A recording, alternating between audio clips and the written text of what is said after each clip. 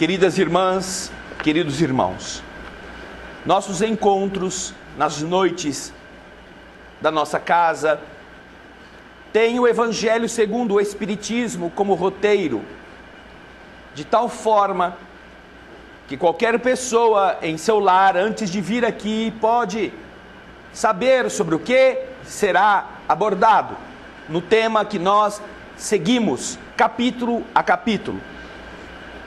E por isso, a pessoa também pode, com antecedência, meditar sobre os ensinamentos contidos nos diversos trechos de cada capítulo.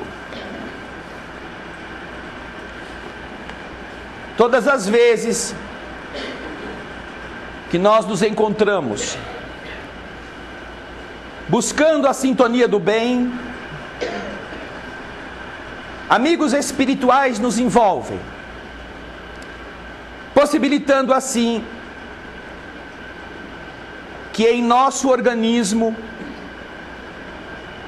na nossa emoção, sensações sejam renovadas. Amigos se fazem sentir mais de perto, envolvendo cada um que vem a uma instituição religiosa como esta ou como outras, nas quais tentam elevar-se ou encontrar algo que as ajude a vencer os próprios problemas, a superar as suas necessidades. Por isso, é que no capítulo que nos cumpre abordar hoje, nós estaremos falando sobre a realidade do mundo espiritual que ampara todas as pessoas, independentemente do credo que possuam, da igreja que frequentem.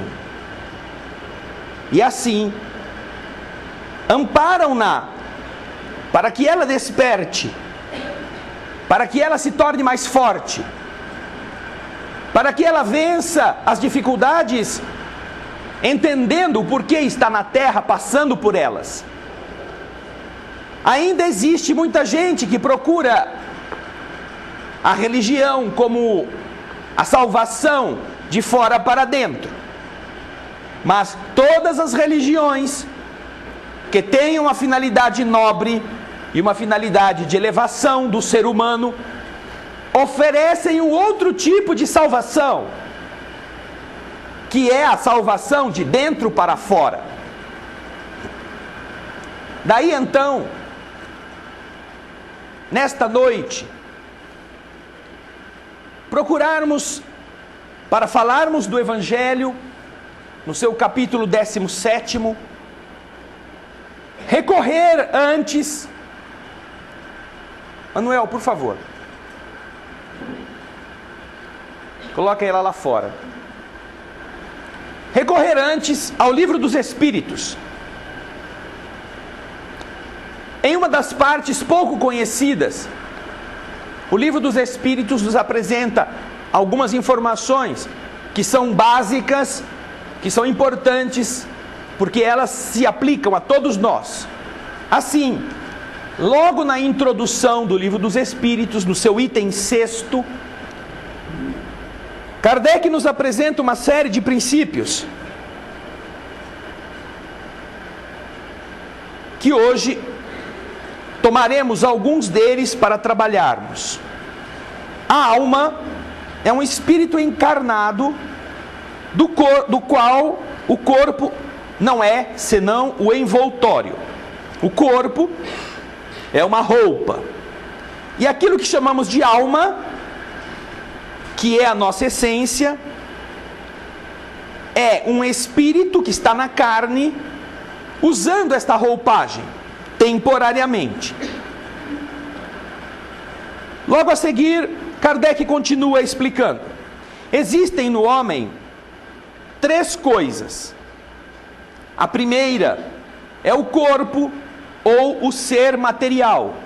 O nosso corpo material é o mesmo, é análogo ao corpo dos animais. E é animado pelo mesmo princípio vital. A mesma energia vital que vitaliza o nosso organismo é usada na natureza para vitalizar os outros animais que têm corpo, mesmo sendo irracionais. Esta é a primeira coisa. A segunda coisa que existe em nós é a alma, ou ser imaterial. O espírito que está encarnado no corpo. E a terceira coisa é um laço de ligação que une a alma ao corpo. Um princípio chamado intermediário entre a matéria densa e a energia do espírito. Este é o corpo chamado na doutrina espírita de perispírito. E é exatamente aquele que quando nós estamos dormindo e o corpo está repousando na cama, sai dele e vai a outra dimensão da vida, no mundo invisível. E nele você se relaciona com outras pessoas, você vê outras pessoas, você as identifica com um corpo. E eventualmente outras pessoas veem você e identificam você, tanto que dizem: ah, sonhei com você esta noite. Mas como? Ah, eu vi você no meu sonho. Mas como? Eu estava dormindo. Eu sei, era sonho. Mas o meu corpo estava na cama. Ah, mas apareceu alguma coisa que era a sua cara. Esta coisa que era a sua cara é exatamente este corpo fluídico, este corpo semimaterial que serve como intermediário entre o espírito, que é a essência energética, e a matéria densa.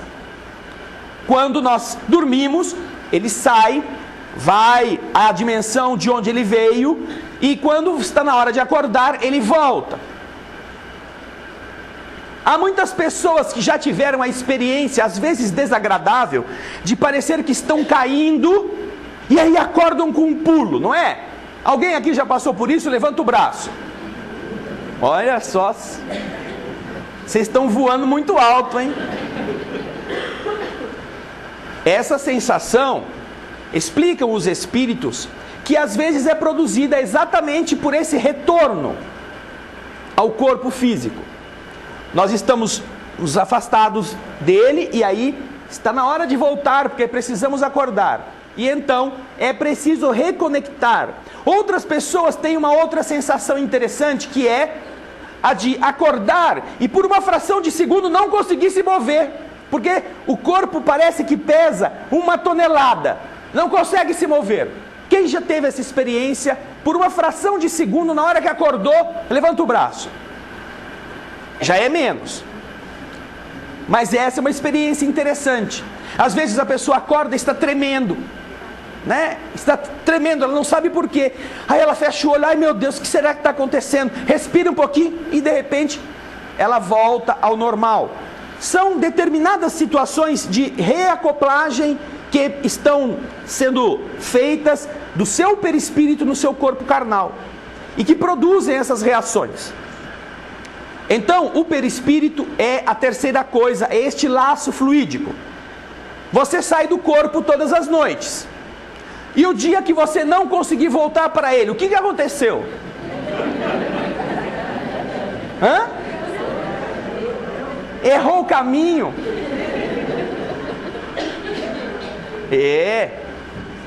Vai ficar meio desesperadão, né? Mas esse cara está dormindo muito, acorda. É exatamente isso. O dia que você não conseguir voltar para ele, é porque você morreu. Você não é? O seu corpo fechou as portas e você não tem mais como tomar conta dele. Por isso, veja só que coisa interessante. Toda noite você treina para morrer. Cada um de vocês, toda noite, é um treininho, é um estagiário de defunto. Está lá, Treinando. Treina bastante que um dia você chega lá. Mas sabe que isso é uma boa coisa? Porque o Criador sabe que todos nós teremos que passar por este desajustamento entre espírito e matéria. E imagina se não acontecesse nunca o seu afastamento do corpo. Você passa 90 anos grudadinho, unha e carne, e daí de repente alguém chega, não pode mais. É um trauma muito maior, né? Do que você já ter vivido pelo menos 1/3 da sua vida física, né? Do lado de lá, entrando e saindo, entrando e saindo, entrando e saindo, entrando e saindo, entrando e saindo, um dia só saindo. Essa é uma realidade muito conhecida, não só da doutrina espírita, mas de muitos caminhos religiosos, espiritualistas. A existência de um corpo menos denso do que a matéria, mas muito denso ainda se comparado à estrutura do espírito, chamada de perispírito. Desse modo, Kardec já nos dá essa orientação para que nós aprendamos que o corpo carnal está submetido, ainda que ele esteja vinculado à natureza física, ele está submetido às linhas de força do corpo vibratório. Nossas doenças, os nossos problemas genéticos e aqueles que nós vamos obtendo aí ao longo da vida, nos desajustes diversos, são decorrência de estruturas vibratórias adulteradas que acabam produzindo o defeito naquilo que está dependendo das linhas de força para se organizar. É a natureza vibratória do ser que mantém o corpo de carne em uma estrutura harmônica ou desarmônica. E é por isso que os espíritos, como falei antes, em todas as crenças, em todas as religiões que querem melhorar, que querem ensinar a verdade, explicam para as pessoas que não é de fora para dentro que você obtém aquilo que está buscando. Porque boa parte dos problemas que nós vamos na farmácia ou no hospital para resolver, eles estão registrados nas deficiências do nosso espírito e do nosso perispírito. Se você não mudar a estrutura vibratória do molde, aquilo que o molde produz continuará sempre torto, sempre com problema. Daí a necessária transformação de dentro para fora. E é isso que logo a seguir também os espíritos explicam. O homem tem, portanto, duas naturezas. E quando falamos aqui homem, não é o ser masculino, é homem e mulher. O ser humano tem duas naturezas. Pelo corpo, participa da natureza dos animais. Se alguém te chamar de animal, fala para ele: pô, mas você me conhece de onde? Porque ele não está te ofendendo. De verdade, você é um animal. Nós somos um animal. Um animal que pensa, mas somos um animal. E trabalhar com este conceito é muito bom, porque a gente para de se achar muito importante. Só se ofende quem é chamado de animal, aquele que pensa que não é um. Mas quem pensa que não é um, não conhece a sua própria natureza. Não é? Se você vai pegar os estudos da genética que estão sendo feitos agora, descobriu-se uma coisa muito interessante, que o nosso DNA, ele é 99,99 igualzinho a do chimpanzé. Você só não é um gorila, porque 0,01% do seu DNA é diferente dele. Sabe então por que você gosta muito de banana? Porque sempre coça a cabeça assim, de vez em quando, ou tem vontade de subir em árvore. É uma similitude muito grande. E o mais engraçado é que a humanidade toda possui identidade de 99,9% dos seus cromossomos, dos seus DNAs. todos nós somos iguaizinhos em 99,9% do DNA. Com 0,1% de diferença, Deus propicia a existência de 6 bilhões e 600 milhões de seres humanos, um diferente do outro. Então, pela natureza física, nós fazemos parte do reino animal. A nossa natureza, pelo corpo, participa da natureza dos animais, dos quais tem o instinto. Agora, pela nossa alma, nós participamos da natureza dos espíritos. O corpo nos dá aquilo que é próprio do reino animal, as necessidades instintivas. Precisamos estar na terra e o nosso corpo participa daquilo que a estrutura física da terra exige dele. Enquanto que pelo espírito, nós participamos pela nossa alma da realidade do mundo invisível. E isso é muito interessante porque Santo Agostinho, de maneira até bastante chocante, dizia que o homem era um anjo montado em um porco.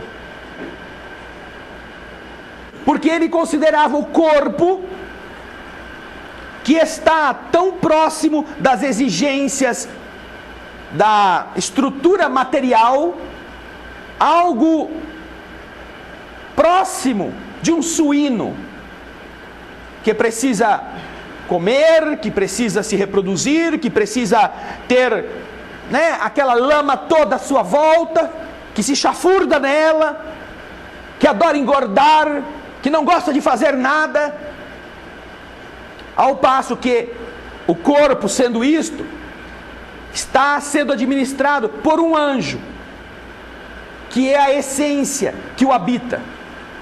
Naturalmente que é uma imagem chocante, que nós aprendemos a ver de outro modo, mas esta postura dá bem uma diferença da identidade das duas coisas.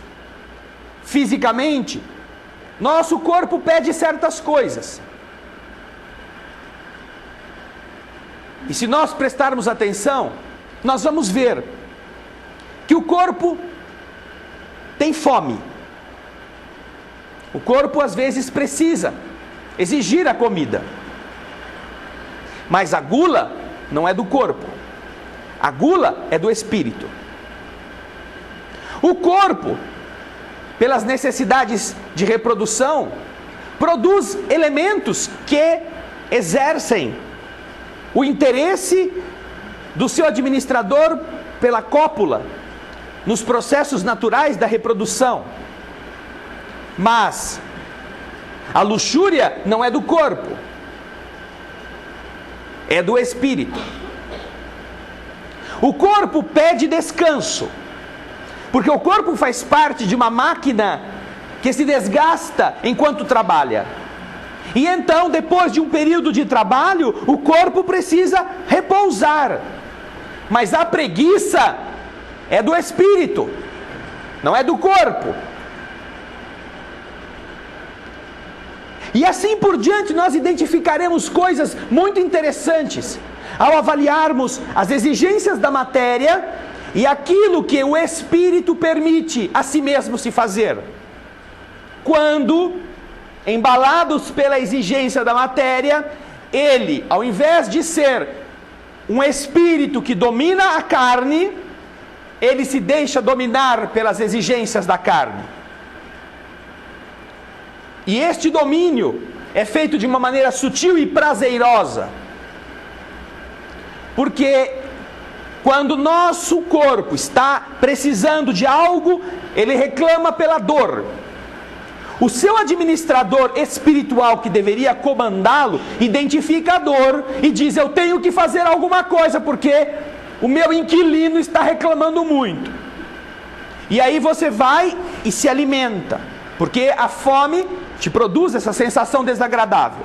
E quando você se alimenta, ao você depositar no seu estômago aquilo que vai manter o corpo funcionando bem, O corpo diz a você: ai, muito obrigado, você é lindo, maravilhoso, como eu te amo. Ai, você tem que fazer sempre isso. Te dá uma satisfação. E essa satisfação de saciedade, de agradabilidade, você gosta como espírito. Ai, que bom! Ai! E então, começa-se a existir, começa a haver esse mecanismo, em que o corpo reclama e você o atende. O corpo reclama e você o atende. O corpo reclama e você o atende. E de repente você começa a gostar tanto daquilo que o corpo te dá, que você começa a atender mais o corpo do que ele está pedindo. E então você chega na hora do almoço, e você começa a comer, mas já pensando na sobremesa. Você não come mais para matar a fome, você come porque, ai, é bom, o corpo vai gostar, é uma sensação boa. E você está comendo a carninha lá, o bifinho, a cebolada, a batata frita, e a cabeça já está pensando, no morango com glacê. Ai, eu tenho que deixar um espacinho. Mas espera aí, você não tem que alimentar o corpo? Eu tenho que alimentar o corpo, porque sem alimento o corpo perece. Mas é isso que você está fazendo? Ou você está numa competição de prazer? Para dar sempre ao corpo a satisfação que te leva a esta sensação agradável. Ah, mas é pecado ter uma sensação agradável assim? Não, não é pecado. Mas o que nós queremos dizer é que atrás deste processo, você começa a matar o seu corpo. E você começa a dar ao corpo coisas que ele não precisa.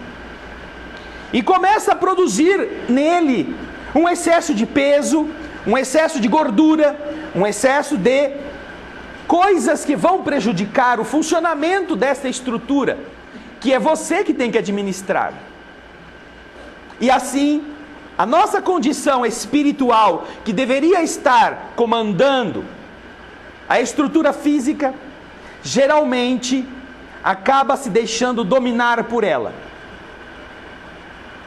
E ao invés de exercermos uma vigilância, permitindo-nos com cautela certas concessões eventuais, nós transformamos, por causa da busca do que é gostoso, do que é prazeroso, nós transformamos isto em uma exigência constante. E aí, tudo aquilo que é excessivo prejudica a matéria e depois o espírito.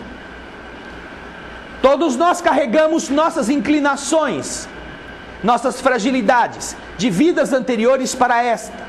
Já erramos em muitas áreas da convivência, nos excessos de todos os tipos, porque todos os excessos costumam ser excessos porque causam bem-estar. Nós não encontramos ninguém viciado em comer caco de vidro. Já viram isso? Nossa, fulano vai morrer de tanto comer caco de vidro, mas ele adora caco de vidro.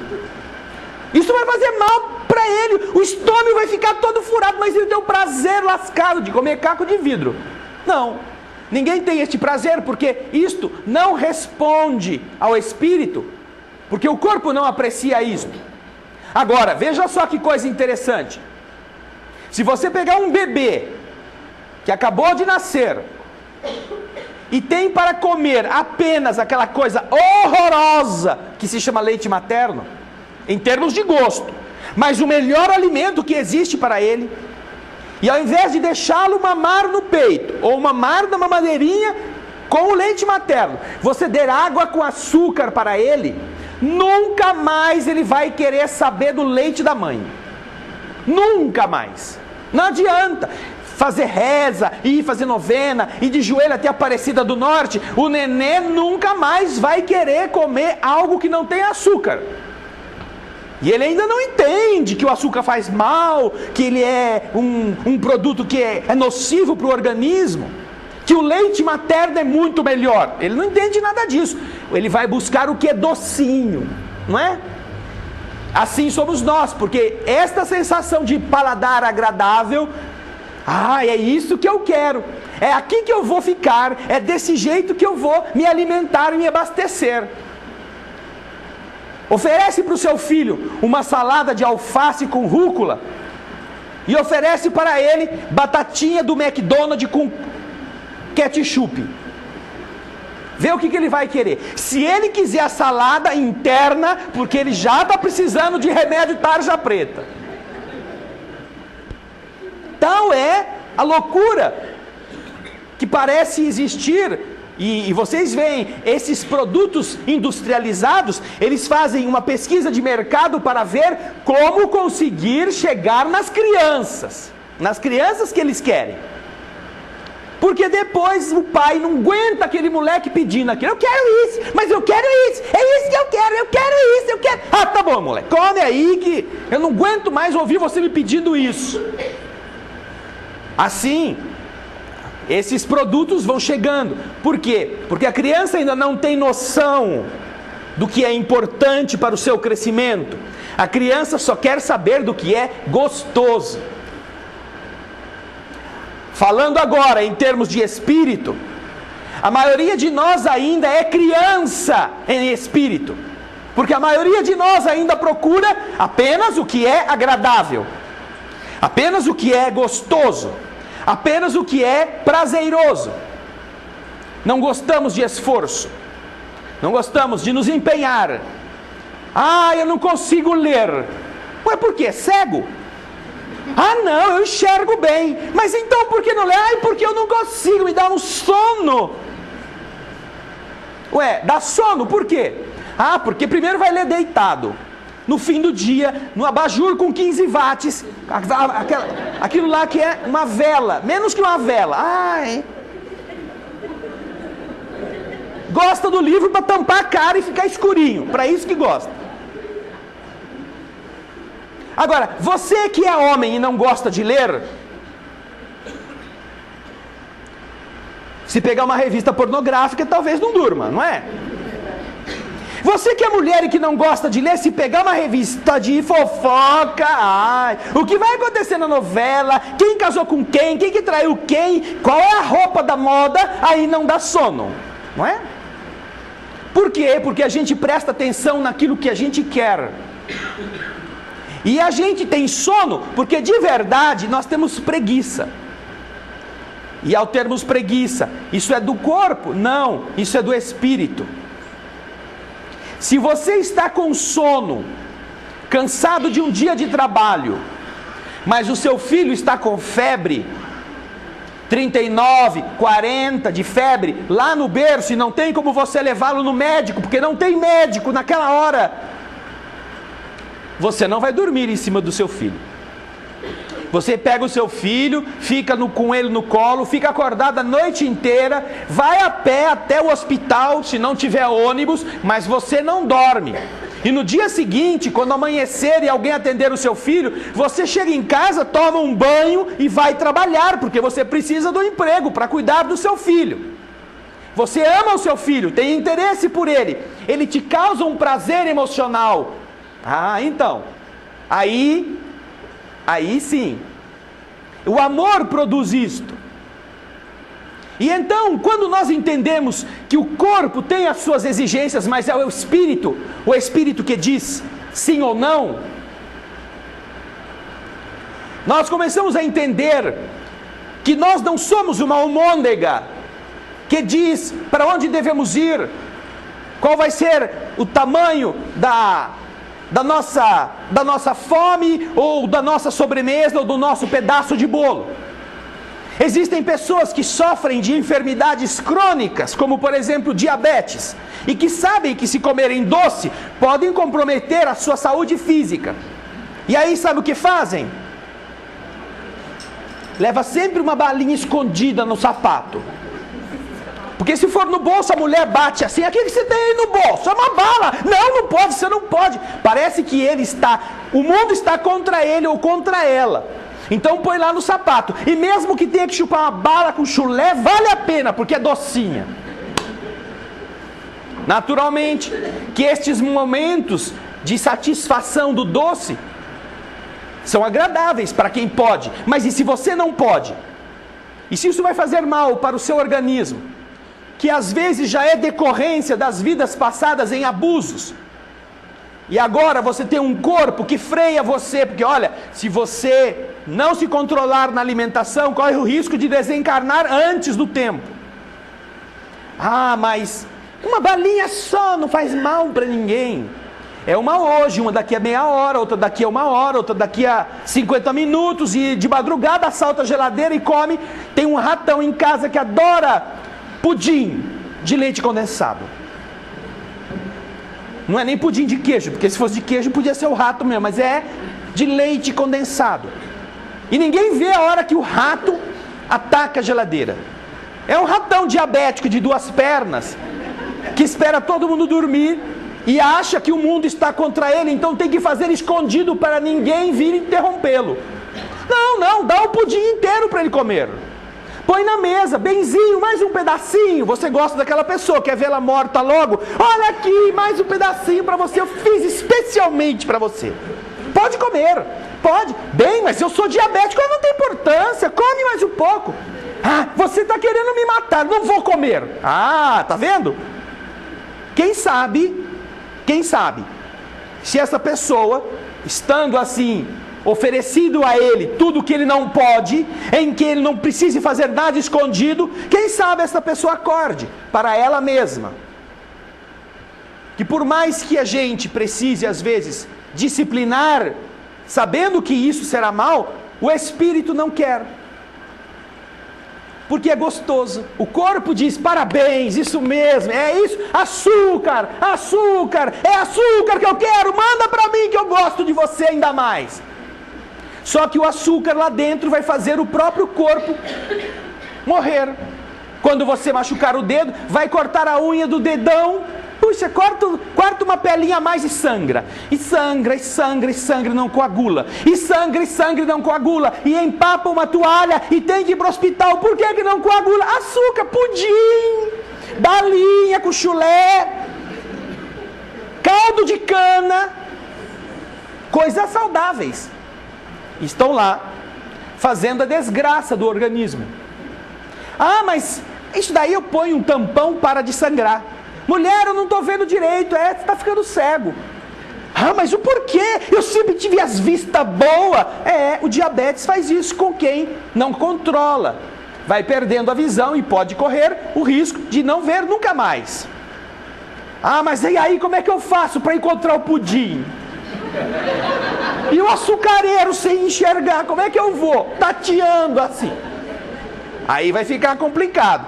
Vai ter que subornar alguém, para esse alguém fazer você chegar ao destino.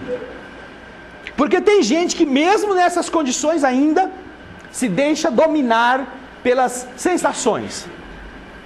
Nós estamos falando do capítulo 17, um capítulo que fala sobre a perfeição.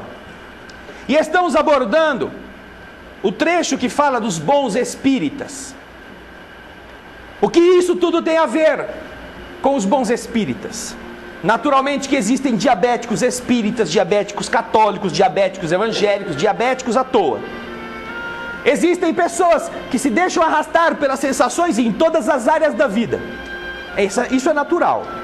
Mas quando o Evangelho nos apresenta os bons espíritas como os bons cristãos, porque não há diferença entre espiritismo e cristianismo, está dizendo para nós que, diferentemente de outros caminhos religiosos respeitáveis e nobres, a doutrina espírita oferece para nós explicações lógicas, claras, fáceis de entender. Fala para nós que nós somos um espírito indestrutível, que precisa governar um corpo, que está acima do corpo, que é mais nobre do que o corpo, e que nas tentações do corpo encontrará aquilo que precisa para tornar-se mais forte, espiritualmente falando. Quando nós entendermos o que o cristianismo oferece para nós, Jesus não é apenas um herói, porque foi retalhado vivo nas chibatadas dos instrumentos de suplício que os romanos haviam desenvolvido e não morreu ali. Jesus não é um super-herói porque enterraram na sua cabeça uma cruz de espinhos, e sem lhe dar água, nem comida, nem descanso, não morreu antes de ser crucificado. Jesus não é um herói, porque padeceu tudo isso e ainda teve que carregar a cruz nas costas até o local onde ia ser assassinado. Não é por isso que Jesus é grande.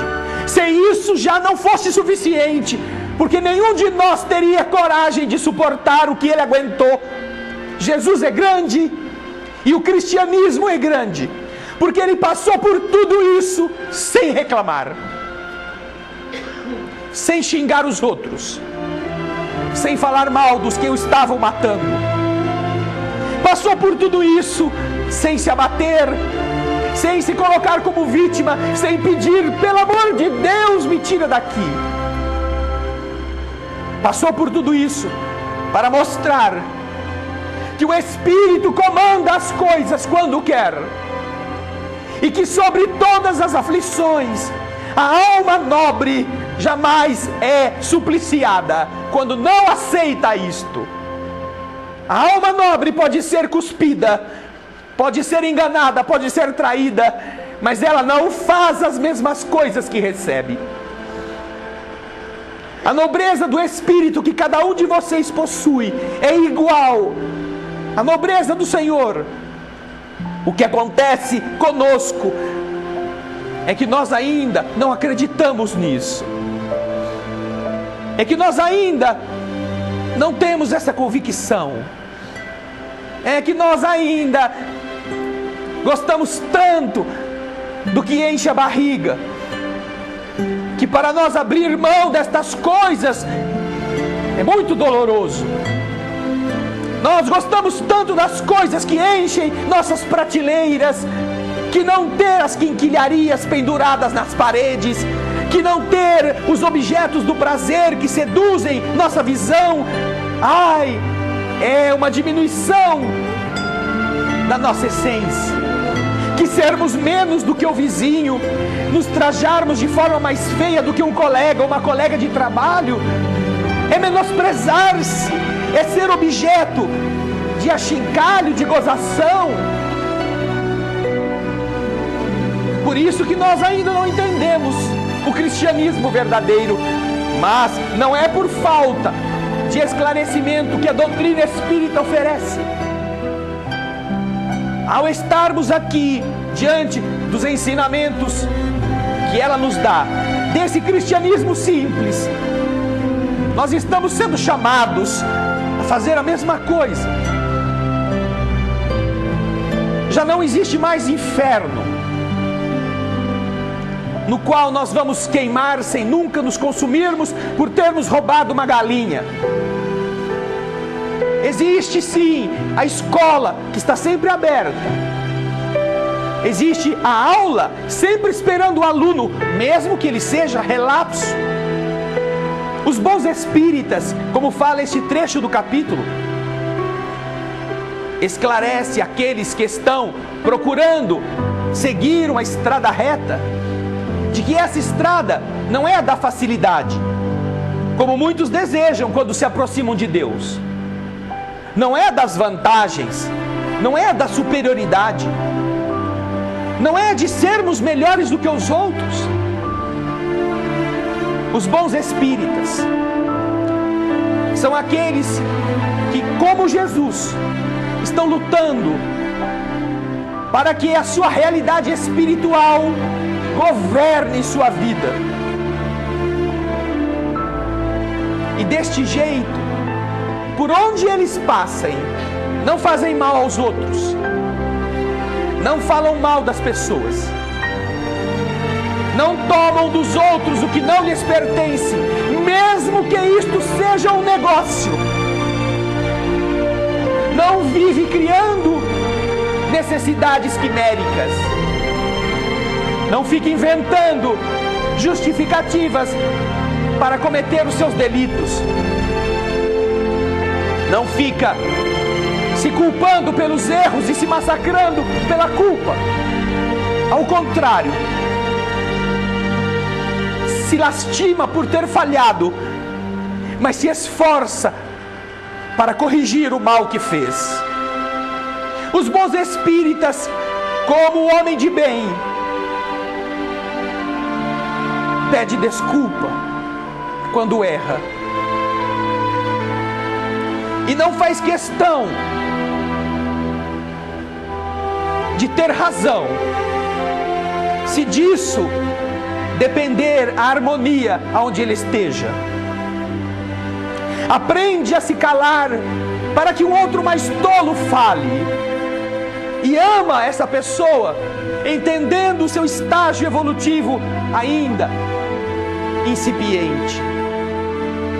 Os bons espíritas não são aqueles que recebem espíritos, não são aqueles que escrevem livros, não são aqueles que fazem palestras, são aqueles que deixam Jesus viver de novo, através do que eles são. Já não é mais uma questão de religião, é uma questão de convicção, de escolha diária. Aí está o que Jesus pede quando nos aconselha a sermos perfeitos. E não há em outro lugar uma outra doutrina que nos dê tanta explicação sobre tantas coisas, sem usar do complexo de culpa que as pessoas todas carregam em si para intimidá-las. A doutrina cristã e o cristianismo espírita não são grades, são asas. Mas quem quiser permanecer na terra é livre para não batê-las. E quem quiser voar com elas tem o céu todo para singrar. Mas diferente dos outros caminhos, das outras escolas religiosas da terra, a benefício das quais se pode alegar o despreparo, o desconhecimento destas leis, aqueles que caminham pela estrada do cristianismo espírita não poderão dizer que não sabiam. Terão sim a liberdade de escolha garantida a eles, mas entendendo que é o espírito que domina a matéria, entenderemos que a nossa vida na terra é muito mais do que dormir, comer, trabalhar e procriar. Estamos no mundo para que através do esforço de tudo isto nós sejamos úteis, fazendo algo de bom, produzindo algo de bom para o mundo, não para nós. Como fala o Senhor no capítulo 15 do Evangelho de João: vocês são os galhos da vinha, eu sou o tronco, e o Senhor é o agricultor. Do mesmo jeito que os galhos que são produtivos, porque estão ligados ao tronco e recebem a sua seiva, são preservados pelo agricultor, que os limpa para que mais produzam. Aqueles que nada produzem são arrancados e jogados fora. E depois de reunidos, são ateados ao fogo, porque são inúteis, nada produzindo. Jesus se refere à vinha e aos frutos, dizendo que todos aqueles que estão nele, que se alimentam dos seus ensinos e dos seus exemplos, frutificam quando entendem a sua função de vinha na terra. E frutificar é mais do que dar filhos para o mundo, dar herdeiros para o seu nome. Frutificar é deixar à sua volta coisas boas para outras pessoas. Os bons espíritas não são aqueles que vêm assistir palestra, que recebem passe, que chegam no horário, que ficam em silêncio, que trabalham sem dar trabalho. Não, estes podem ser bons cristãos em diversas outras realizações, mas quando Jesus pede que nós estejamos no mundo como galhos da vinha, e quando pede no capítulo do Evangelho que nós sejamos perfeitos, pede para que nós produzamos frutos doces. Olhemos à nossa volta e perguntemos hoje: que fruto doce eu produzi? Quem eu escutei que precisava falar comigo? Com quem eu conversei, permitindo que essa pessoa se acalmasse? Por quem eu orei, rogando a Deus que o ajudasse a superar suas dificuldades? A qual necessitado eu entreguei alguma coisa que fosse útil para que ele vivesse menos apertadamente? Que fruto doce eu produzi pessoalmente, com minhas mãos, com minha vida? Os bons espíritas estão no mundo com esta responsabilidade. Não são aqueles que frequentam instituições espíritas, são aqueles que dão vida a Jesus de novo e deixam o Senhor estar junto dos que sofrem como Ele tanto desejou estar. Esquecem-se, diminuem suas próprias exigências, ficam felizes em terem menos coisas, porque transformam as coisas que estavam guardadas em coisas úteis para os outros. Façam esta experiência. Identifiquem em suas casas, nas suas gavetas, nos seus armários, os objetos que estão guardados inutilmente, e transformem isto em coisas boas para os outros. Entreguem de presente, com carinho, aquilo que você tem guardado lá, sem que fosse usado por você. E veja como a partir de então, o que era inútil começa a produzir frutos. E você se relaciona com outra pessoa de forma generosa. Essa é uma experiência muito rica, por dois motivos. Primeiro, porque nós vamos descobrir quantas coisas inúteis nós ajuntamos. E segundo,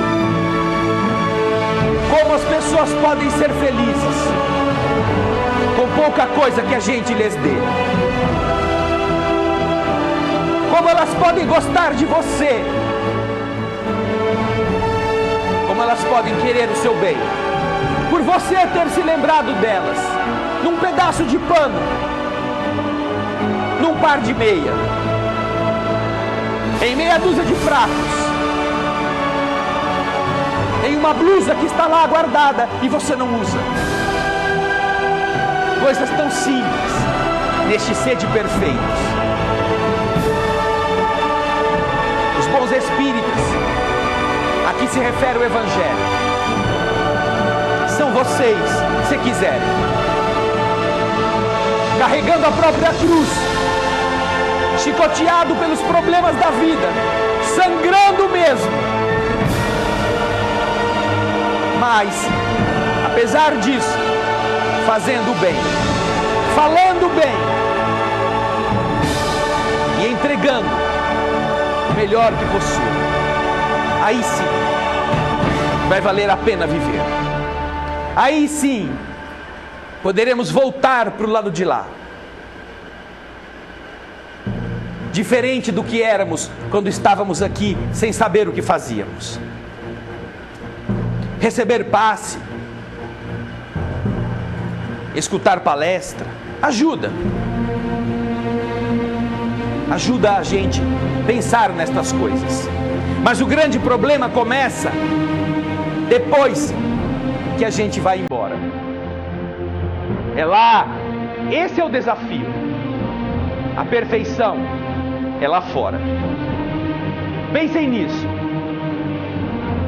porque o capítulo Sede Perfeitos continuará na semana que vem, falando sobre aquilo que vocês também são. A parábola do semeador.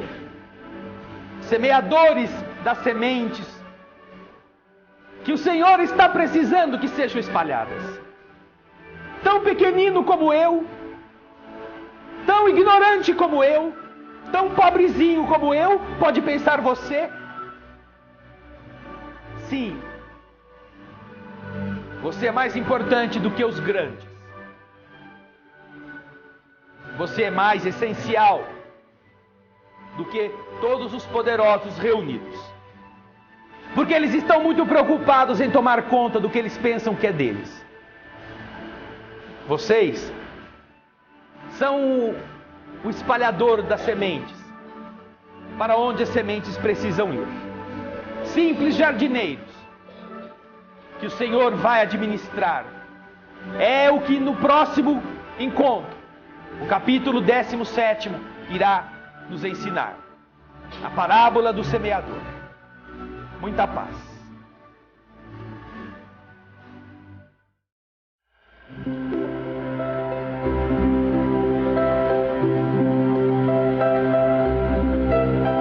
Senhor, como é bom unirmos-nos em prece, vibrando com o melhor do nosso sentimento, oferecendo o que temos de bom, se alguma coisa de bom possuímos em nossos interiores, para que você possa multiplicar e possa espalhar aos que sofrem na terra, que estão em tanto lugar, a fim de que eles encontrem novamente a esperança, que possam sentir no coração pulsante esta convicção de que não estão sozinhos, de que a criação está unida a eles, como se todos estivéssemos envolvidos pelos fluidos de um grande e descomunal aquário,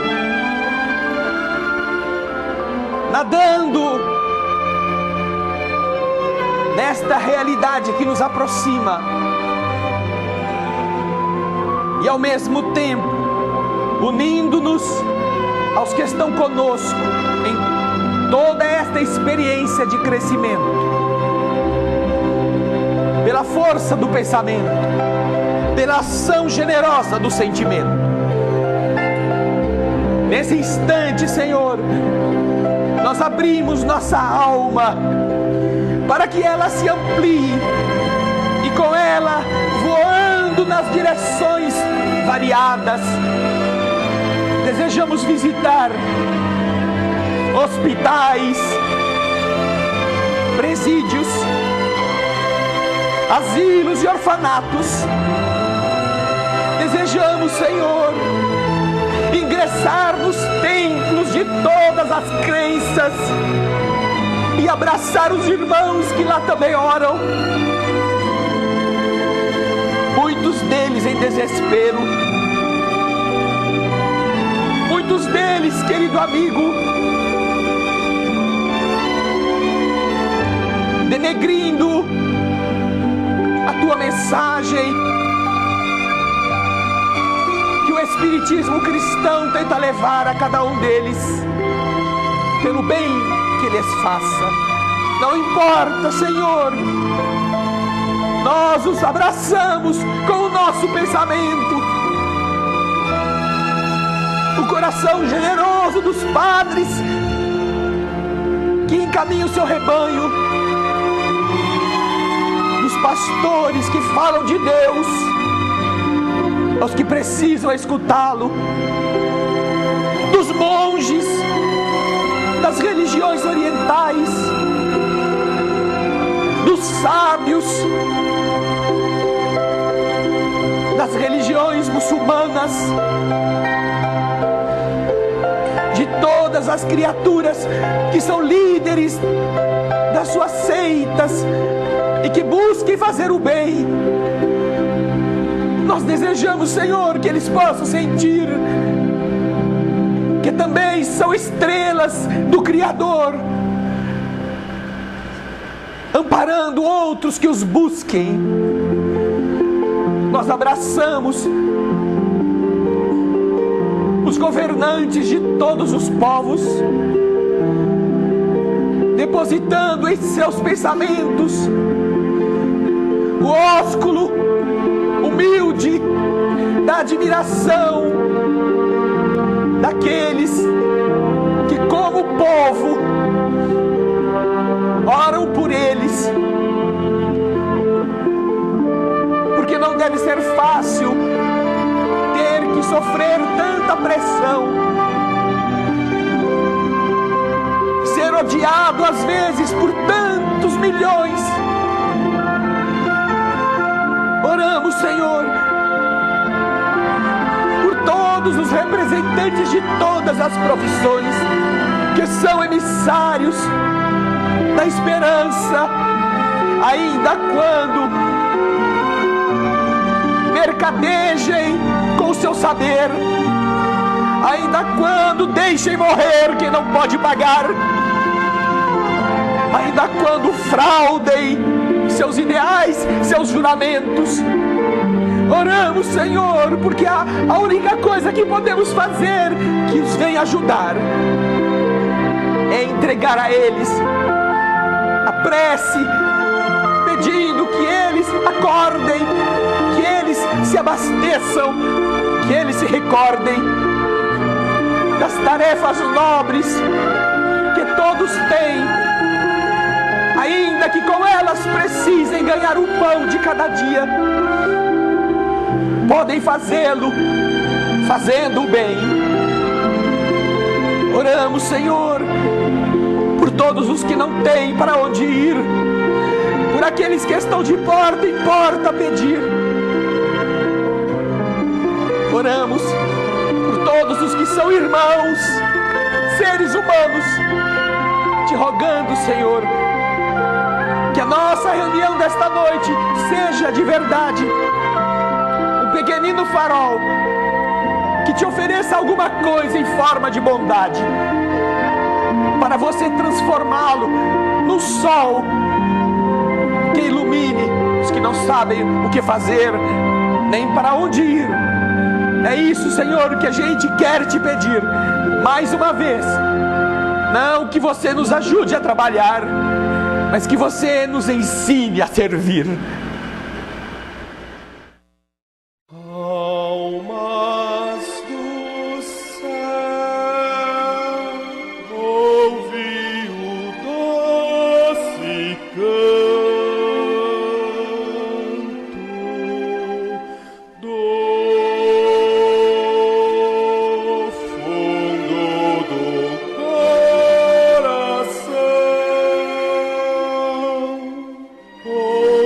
Com